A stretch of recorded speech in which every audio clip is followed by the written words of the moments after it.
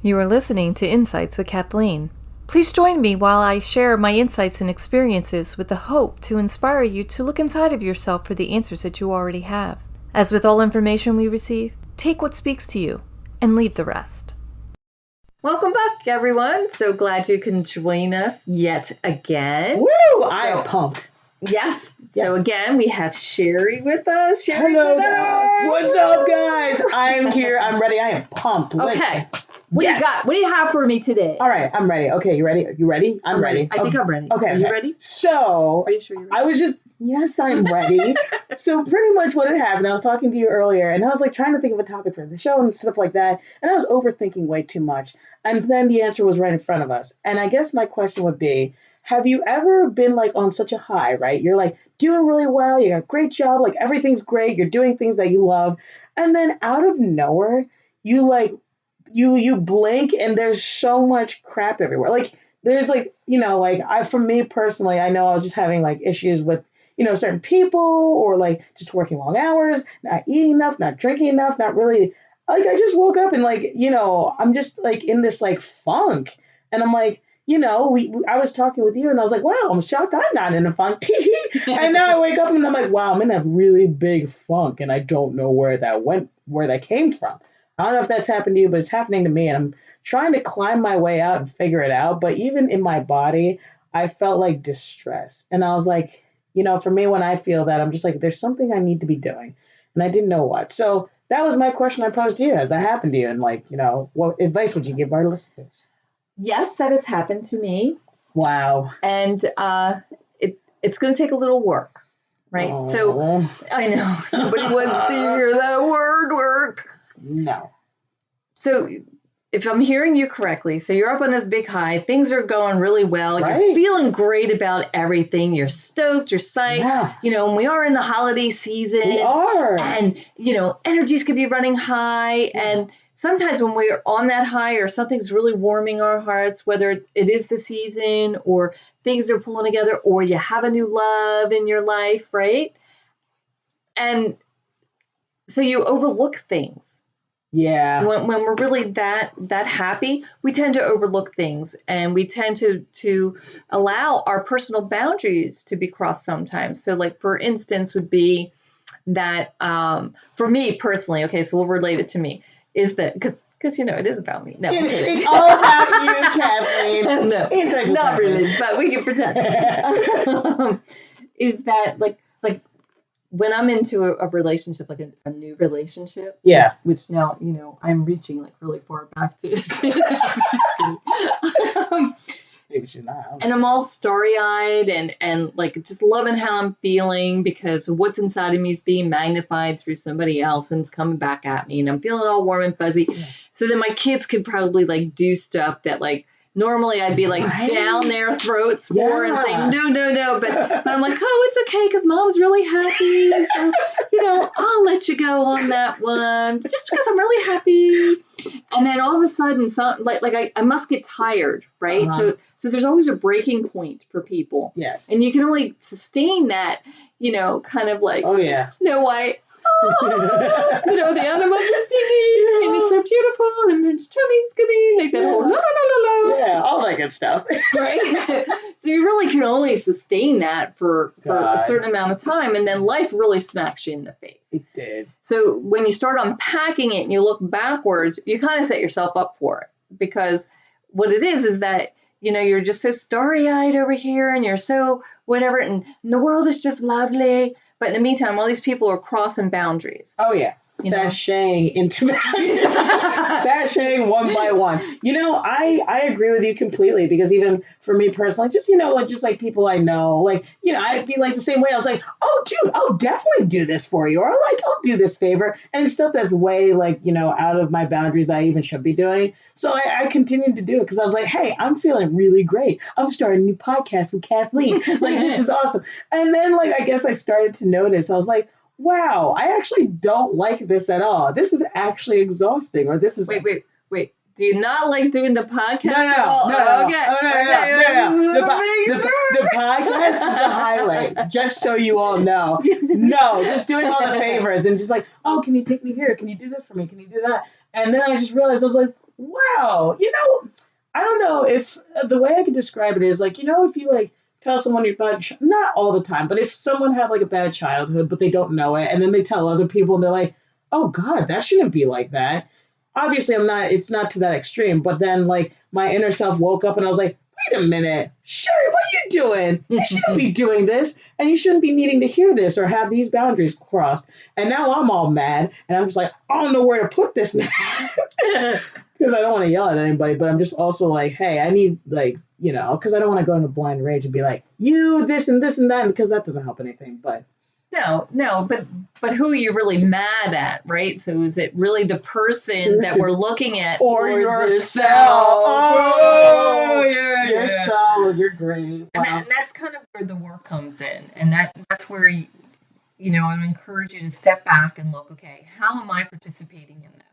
Too much. Too much.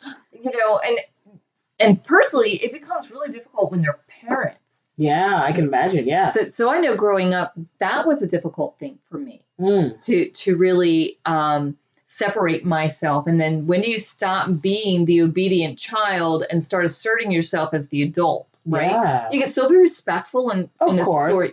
Assert yourself, not assort yourself, but assert yourself. Mix yourself up a bit. Like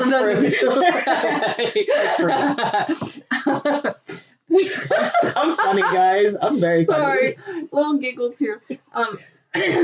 So you assert yourself, and I think what ends up happening is unless we wake up as an individual to the dynamics that are really happening, and are they a healthy set of dynamics, or is it a codependent set of dynamics, right? Yeah. And when we wake up and we say, you know what, this just doesn't feel right. This doesn't feel good. Did not feel right. No. And then that's when it's a wake up call for you. And if you're bubbling up with some anger or some other negative type emotions, well, that's an opportunity for you to stop, listen, feel. Oh yeah. Stop, drop, and roll. Stop, drop, and roll. Stop, listen, and feel. Put down a shirt, please. Okay. Yeah. So what you want to do is it's an opportunity for you just to stop and check in with yourself. Okay, why am I really mad? It's not necessarily what's coming at me as much as what's happening inside of me. Honestly, I feel like for me, with like the situation I was going through, I think I was just mad at myself because I wasn't loving of Sherry. Like Sherry doesn't need to be, like all these boundaries crossed, or just like Sherry doesn't need to be anyone's savior. You know what I'm saying? And that's kind of like the role that would happen sometimes with people. And I'm like, Sherry doesn't need, like, Sherry doesn't have to be the savior. Sherry doesn't have to be like the one person. If she can't do it, like everyone makes her feel bad. You know what I mean? And I guess like I've been struggling for that for a while. And I guess like now I'm just like, oh, I've been doing so good. I've been doing like all these things. I'm doing really well with boundaries. And then I woke up because I was so happy that I was like, oh God, they're being crossed again. I'm being put in this thing again. And we already like addressed this, and I'm mad because I'm just like, oh God, I gotta put like groundwork to go like try to fix that. Well, I think, from what you're describing, sometimes I found in my experience is that when you recognize that there's an opportunity of growth, right? Like a skill to master, kind of like boundary setting. So being loving of oneself and setting personal boundaries and helping other people with that. And we feel like, okay, I got that. Yeah. And like you said, you're rolling along and all of a sudden it resurfaces. I would encourage you to look at it more like, here's an opportunity for me to bring mastery into this new skill set. And it's an opportunity to continue practicing so that I can really, truly master it so it doesn't come bubbling back up again. Look at you talking all DBT. Do you know what that is? No. So DBT is dialect behavioral therapy. That's actually something I did.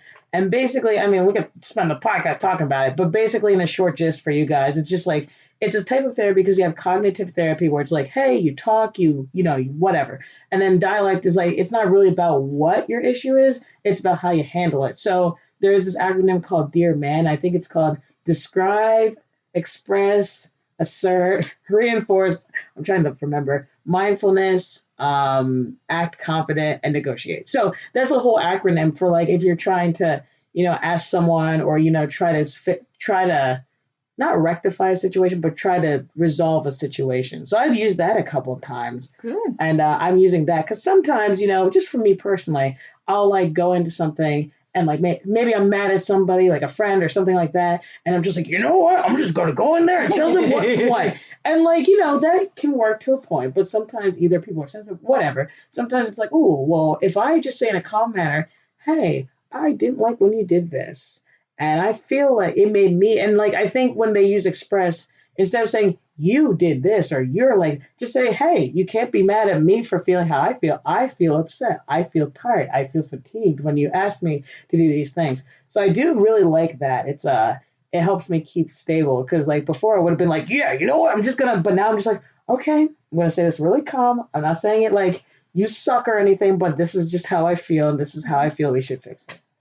Yeah, and that is part of that outcome. That's part of stopping, listening, and feeling, right? Is just getting in there and saying, okay, all right, so now I'm going to share it back. Let's share it back with the person I'm trying to relate with, so they can understand that this is kind of what's happening inside of me. Yes. And I need you to hear it, because I don't want you to be surprised by my next action. Yes. Right? And I think the person, on the receiving end was like, I'm shocked. What's going on? And may like relate it to like, oh, maybe it's this, maybe it's that, or maybe she's just going nuts. It's like, no. There's definitely a reason for it. But like, I guess I wasn't in the greatest state of mind to be like, if I tell you, I'm just going to get angry and yell at you. So I'm like, all right. I do my little Zen thing where I'm just like, I'm going to take a nap and turn the lights off. Please go away. And sometimes that's okay, because you just need a moment for you. Yes. Right? And that's fair. And if somebody can't respect that, then that's when you have to get even stronger at setting that boundary and just saying, listen, if you're unable to respect this at this point in time, then I'm going to need to remove myself all the way. Yeah. Right. And then I liked your little acronym as you're putting it all out, because ultimately when you're relating to somebody else, there is a level of negotiation that needs to happen. Yeah. Now, after you're setting that boundary and you're saying, okay, I want to share with you, this is making me feel this way, or I'm feeling this way when this thing happens. Yeah. Right. So therefore I am thinking of doing this. Yes. And then because we still want to relate to people, that's where the negotiation comes in. It's like, okay, let's have that conversation, and what will that look like? And what could I give? Can I give anything more? And what's the other person going to give? Yes. Right. So I have a friend who, is in a new relationship, and there's children involved. Okay. And there's different parenting, philosophies or styles or whatnot. Or assortments. Yes, involved. And so they don't necessarily line up. Okay, yeah. So there's going to be a bigger conversation. There needs to be a bigger conversation. So sure. The relationship's going to get more serious, and there's going to be a blend if there's that kind of a talk and that kind of conversation. Yes. If you don't have the conversation about it's gonna be bad. The philosophies or the styles, that relationship it's not going to work. Oh, people will be frustrated. And I've seen that happen with like, just people in general, or just people in relationships where, honestly, I mean, communication is like the best thing ever. It's like water. Well, okay, don't drink too much water because you'll drown. But you know what I mean? Because I think, it's great because like the friends I have now, it's like we can communicate and it's great. But like I remember growing up, like, just with friends or just people I related to, a big thing was like, I am mad at you and I'm just not going to talk to you until you do this. And I've had many friends like that, and just relatives or whatever. And I'm like, wow, okay, this is just how I relate to people now. It's just usually my fault. It's manipulation, right? Yeah, it's so bad. It's like, you couldn't tell what I was thinking? What? And I'm like, Jesus. But now it's just like, no, you shouldn't have to guess what someone's thinking. They should just tell you. It doesn't, Well, and that puts the responsibility on the other person, right? Yeah, so you're being responsible for you, or I'm being responsible for me, by being accountable to what's going on inside of me, being in touch with what's happening with myself. Yes. Unpacking whatever it is. Yeah. And then sharing out what I feel is appropriate to share out. So that's up to me. Like if someone's hurting my feelings, then if I want to continue to have that relationship with them, I need to share back to them to say, listen, this really hurt my feelings. Can we talk about that? And unless I'm expressing what my need is or what my hurt is, or the other person's not going to know, and it's funny because I have to remind a lot of people in my life that I may appear to be able to read minds, but I don't. You're weird. So that you way. still need to use your words. I know. You just look at me and you're like, oh, so this is what you're, and I'm like, what? But obviously, I would still express to you like, hey, this thing, even if you already somehow could read my mind. Very weird. Yeah, and then some of what we're talking about to remind, I want to share it too, is that people are really mirrors for each other. We really are. Yes, they are. And at least I believe that. And when I'm triggered or something is bubbling inside of me, and I'm putting that focus onto somebody else, well, that person is just carrying an aspect of myself that I need to somehow reconcile with, or to love, or to pay attention to, or it's just an invitation to dive deeper, to say, okay, let's pull this apart. Let's find out what this is. Because even though I want to focus that and point it at this other person external of me, I need to take responsibility for myself. And like I said, go back in and figure out what it is, because all that they're doing is magnifying something that's already inside. So now if we reverse that, right, and we're faced with somebody who is just like, you suck. And my favorite. And then that's where you try to stay centered and just realize, have a little bit of empathy for them, that, wow, look at the suffering that this person is going through. Yeah. And it's just, I'm just their mirror right now. And oh my goodness. Yeah, they are not loving this part of themselves. No, that happened a while back. A friend of mine, we just had a disagreement about something. And at first I was like really mad at her. I was just like, what? How dare you? Blah, blah, blah, blah, blah, blah. And then I took a step back because I talked to you for a bit, and you're like, hey man, maybe it's a reflection thing, kind of like you said before. And I took a minute to reflect, and I was just like, wait, this isn't even about me. This is about something they are figuring out. So I called them, and I was like, obviously not reading minds, because obviously I would ask this person. I was like, hey, so we had this encounter the other day, and you reacted this way. And I just took apart for myself, and I was like, wow, what was I like at that age? Or how would I react to something like this? And I was like, hey, if it were me at that age, blah, blah, blah, blah, blah, blah, blah, blah, blah, blah. And they're like, how did you know I was feeling the exact same way? And I'm like, because I had to dig past my own ego and just be like, oh, this isn't about me. This is a, something they're figuring out, or vice versa. I've met people where I'm just like, I feel bad that they're going through that thing. And I'm like, oh, wait, I'm like going through the exact same thing and I didn't even notice. So what a beautiful gift you gave that person, right? They were very happy. And we all have that. Yeah. Because we all come with our own little life experiences. And if we just take a minute to just stop and remember, oh, you know what? I went through that. And you said it right there. Get the ego out of the way. Yeah. Not that ego is bad, but in certain situations, it's just, you got to push it out of the way and then just say, okay, you know what? I get what this person's going through. I've had this experience, and at the appropriate time, because timing is everything in sharing information, right? Oh, for sure. So at the appropriate time to come back around and say, hey, and then just ask them questions, right? Instead of just telling and barking at them. You can say, hey, for sure. So do you think, blah, blah, blah, are you this, blah, blah, blah, blah? Yeah, I always try to keep an open. Kind of just like what you were saying. Yeah. Because you did it beautifully. Because I don't want to be like, this is how you, because, I was asking somebody else, I was like, oh, like, how do I go about this? And I know in my gut, I was like, you can't tell people how they feel. No. I don't care if it seems... That's the worst, by the way. People do that. And it's just like, honestly, the worst. I've had people tell that to me.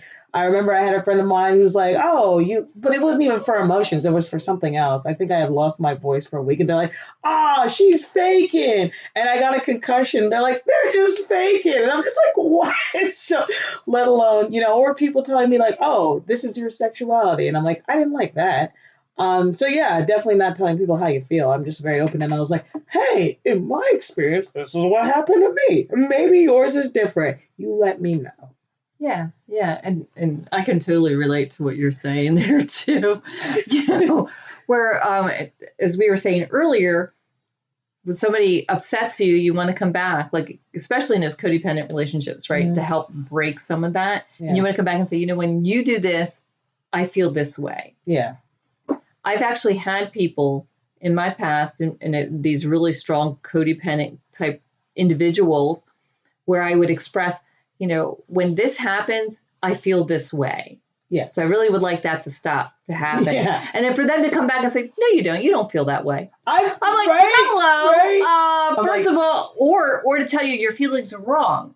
And it's like, hello, first of all, they're my feelings. You have no idea. You're not in my skin. No, you're not. You're not in my body. No. And definitely not in my shoes either. But so you can't tell me that I'm feeling this or not feeling this. Yeah. Exactly. Now, if me sharing my feelings with you makes you uncomfortable, that's a different story. That's a whole different thing. Right? Right. So I do find that, like, when I look back on those experiences, that I think it's just that individual, because they are so out of touch with themselves. And that's what kind of lends to that whole codependent, because they don't know how to be their self. Yeah. They only know how to be them with a plus. Yes. Right. So then that's projected onto somebody else, because that's their experiment that they're still trying to work through. So when they, Sherry's got some music going on in her pocket. It's fun. It's only school, I promise. So when there's faced with that situation, or people saying that to you, saying, no, you can't be feeling that, or no, that's not you, or discounting or disrespecting your own feelings, I've learned to just, take that step back, take a breath, and just realize, wow, that's just an indicator for how out of touch they are with their own feelings. Yeah. To think that they can tell me what I'm feeling and not feeling. Right? Like, logically you should feel this way. It's like, logically you'd be wrong. Like, that's not how feelings work. Mm-hmm. But yeah, I have actually, now that you talk about people like out of touch with feelings, have you ever, I don't know, maybe it's just something I noticed, but there are some people that I've noticed where, not that I can't talk to them, but I'm just like, wow, I could just tell you're just very, I don't know how to explain it, that like they are not in touch with their emotions. They're just kind of like, this is fact. This is like, or, I had a friend of mine who was like, you know what? I just want to get married, have kids, and die. And that was their whole thing. And I was like, geez. And then when I would share with them all these things I'm doing, they're like, that logically doesn't make sense because you'll make this amount a year. And I'm like, wow, I feel bad for you. You're just like, feelings are fun. Watch Inside Out. And it's not just feelings, and maybe they have a lot more feelings than what we can see on the surface. Mm-hmm. But where my heart hurts for them is if they're planning everything out, are they leaving any room for flexibility? Because life happens. It really does. It really does. And life, guys. Yeah. And life can certainly take us on different crossroads and different twisty roads. Into podcasts with Kathleen. Right? Thanks for coming. Yeah. And some of those adventures could be life-changing and positive and great. And for sure. Even when they're hard and you're like, I can't even see my way out of this hole right now. Mm. But when you finally get yourself out of that hole and you look back, you're like, wow, I was awesome. Right? Look at that. I conquered that. And I'm on the other side. Woo, let's go. We can take it all on. We got this. Yeah. Oh, that's always that's a fun feeling. I know that for me because I remember I used to get so worried about the future, and we talked about that in the last podcast, but I'd be like, okay, this is how it's going to go, blah, blah, blah. And I'm like, dude, aren't you so glad those opportunities fell through? Because you found so much better options. And that's what I would say. One door closes, another one opens, and it can be even better. Yeah. And it's not to say that we shouldn't have a plan or at least aspirations or dreams, because those are great. It's just don't be so rigid about them, because I feel like there are people. Think of it as like a scale, right? Like, you got people over here who's like, I'm gonna plan every breath that I take, and I already know how I'm gonna die. And then we have people who are just like, I'm just existing. and you know what? I have fallen in all of those categories at one point in my life. So when I was younger, I was the planner, everything by the book. I had to know exactly what was coming up. That was that 100% thing you said. Well, that was part of it, yes, because coming from the traumatic childhood that I had, I needed to feel safe. So having the plan, having this rigid plan and planning it out step by step, that this is exactly how things are going to happen, by golly. nor would I take up an argument unless I knew I was 100% correct because, golly, I could not be wrong because my self-esteem was on the line. My self-confidence was totally on the line. Yeah. All because this childhood trauma just wiped it all, for the whole confidence, everything away, and how will people love me if I'm not perfect? How will people love me if I don't accomplish all of these things? Yeah, right. Oh, gosh, I know. And I just love the universe. I love God and the spirit. And they put all the right people in all at the right time. And it may not be so obvious when you're going through it, right? But as you journey through it, and then I learned to not be so rigid. I learned to be flexible. Sherry, I was so you have to be there 5 minutes early. You can't be late. And I was so stringent with that. I feel like we all have friends like that because I've definitely had friends like that. I used to be like that too. I'm going to share a little bit with you guys. So I realized I had a little bit of a control problem, a little bit, and I just don't trust people. But that's a whole different thing. And I would just be so mad if I was ever late.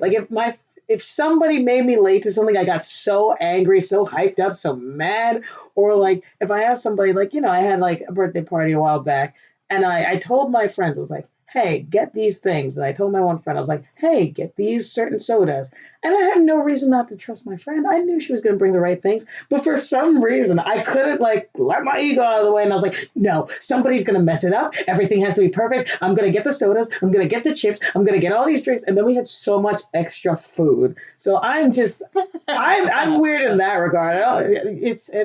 It's weird. It's something I didn't recognize in myself. And that, Sherry, is a whole nother conversation. For me, though, with the whole time thing, the universe just totally planted in this beautiful soul into my life who is late for everything. Late.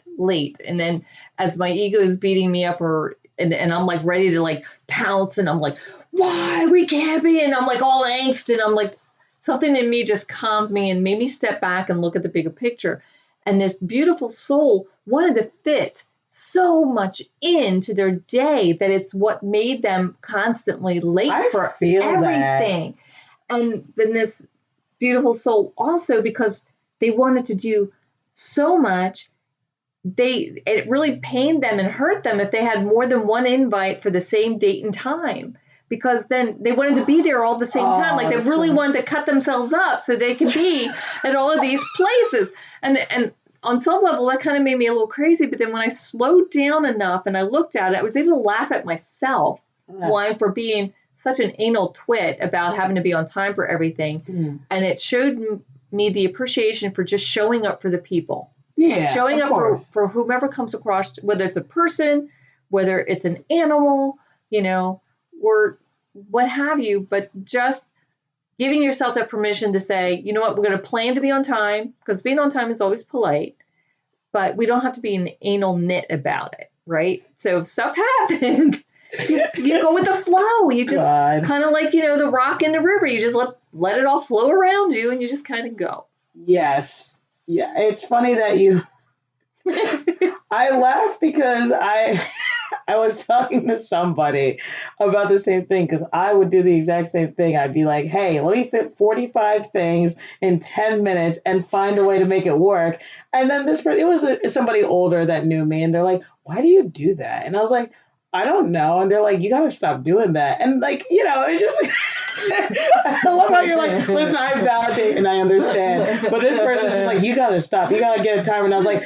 And then it made me neurotic and crazy. And I was like, you know what? Whatever. I'm going to try my best. See, now this version of me, if I would have came up to you and say, why are you doing this to yourself? And then you say, I don't know. I'm like, are you having fun? Are you having fun? Is this loving of yourself? Oh my God. Are you making yourself crazy? I love you like that. Crazy?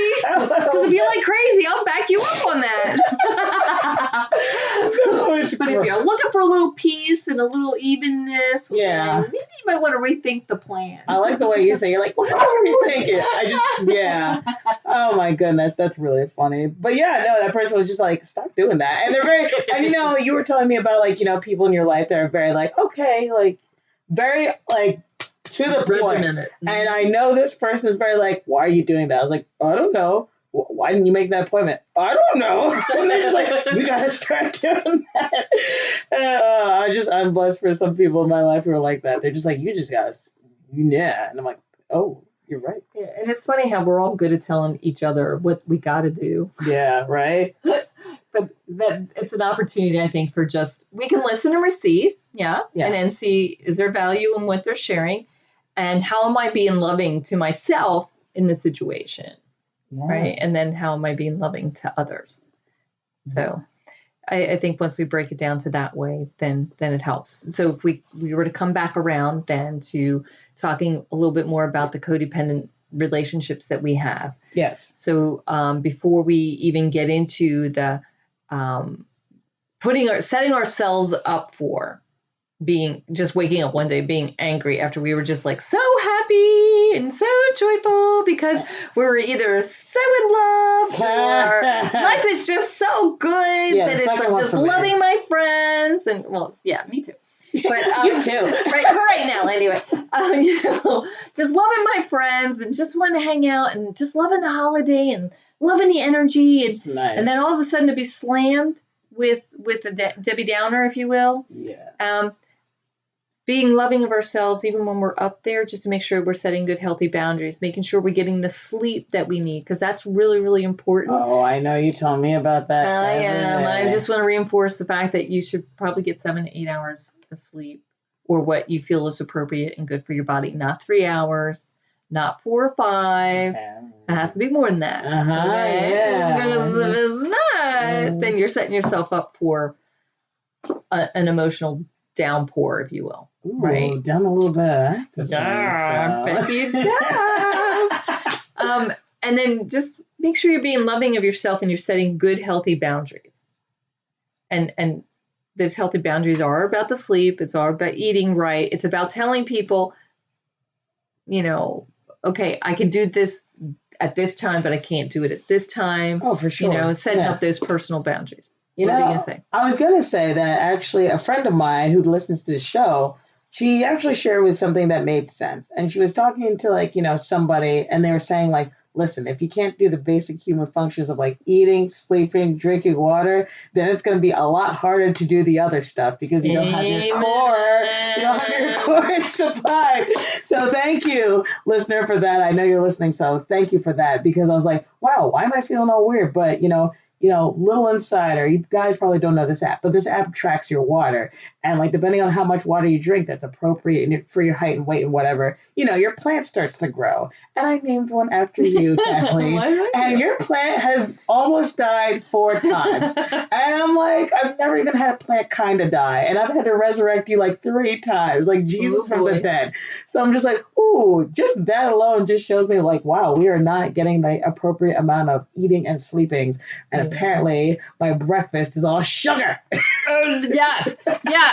For those out there, please tell me, do you put both fruit with honey on top of your pancake along with the syrup? Yeah. Or is it just the fruit and the honey in the pancake? I mean. No, okay, here's my thing, right? She's laughing, but here's my thing, right? Because before it all started, I'm going to make this short. Anyway, I would get the fruit on. She's not going to make this short. I am going to make it short. I put the fruit on a pan, and the fruit on the pan would burn. So I'm like, well, if I put honey on it, it won't burn as much. So I did that, and then I burned my pan anyway. So now I've just been so used to putting honey on fruit that I'm just like, all right, this is the thing to make it into a sauce, I guess. And then I put it on the waffles, and I put syrup on it because it adds good texture. And then I put granola, and that is what I eat for breakfast with water. Tell me that's not nutritious, delicious breakfast. We got fruit, we got bread, and then we got our healthy fats of sugar. Okay, so your bread or your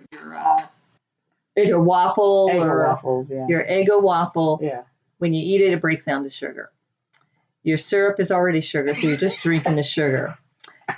Honey, at least, is better than white sugar because, especially if you get raw honey. But if you're microwaving it, you're killing all the great other enzymes that are in the honey. What? And fruit can be really good, but then again, you're microwaving it, so you're killing all the great vitamins in the fruit. So you're really just eating sugar for breakfast. With water. To wash it all down. That's good. That makes it all better. I drank milk with it before. That would help it. Is that also just sugar? Well, it can be, but you know. Dude, that's why I've You know what, Sherry? You do you. What? No. How are you gonna be like, that is so bad for you, and you're probably gonna die early? Did I really say it was bad for you as much as I just said you were eating sugar?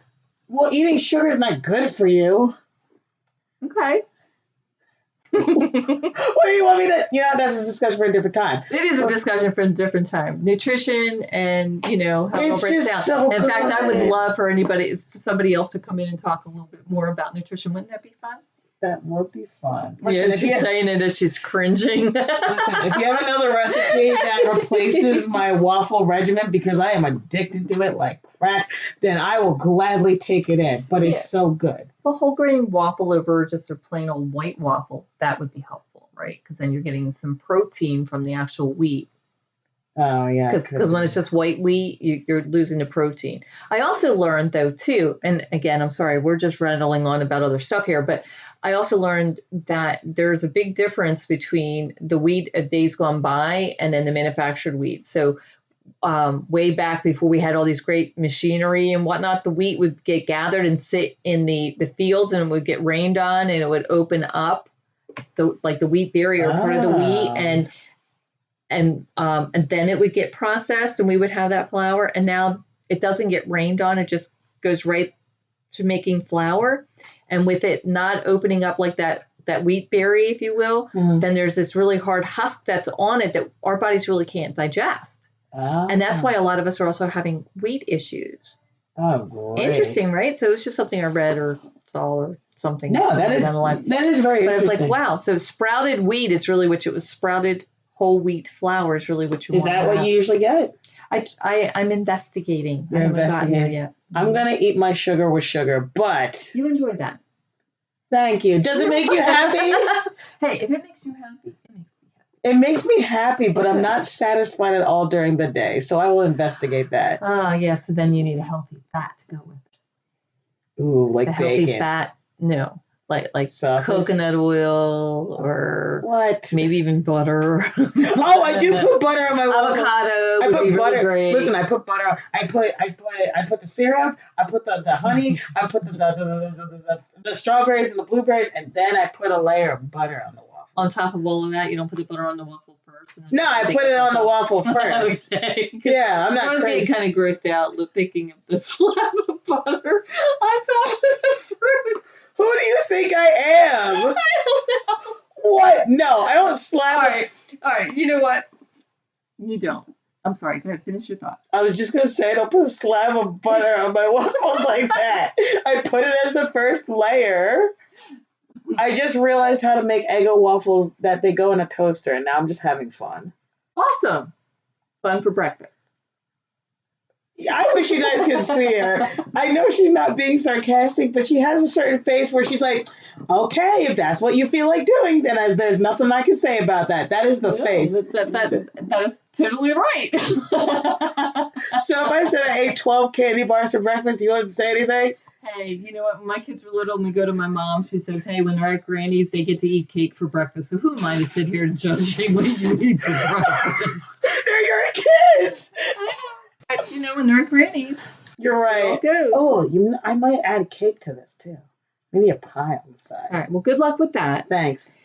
And I just want to thank everybody for listening. Thanks, guys, for listening. I hope you enjoyed our silliness here at the end. We're just so silly. Remember that from the first episode, guys? We're so silly. We are so silly.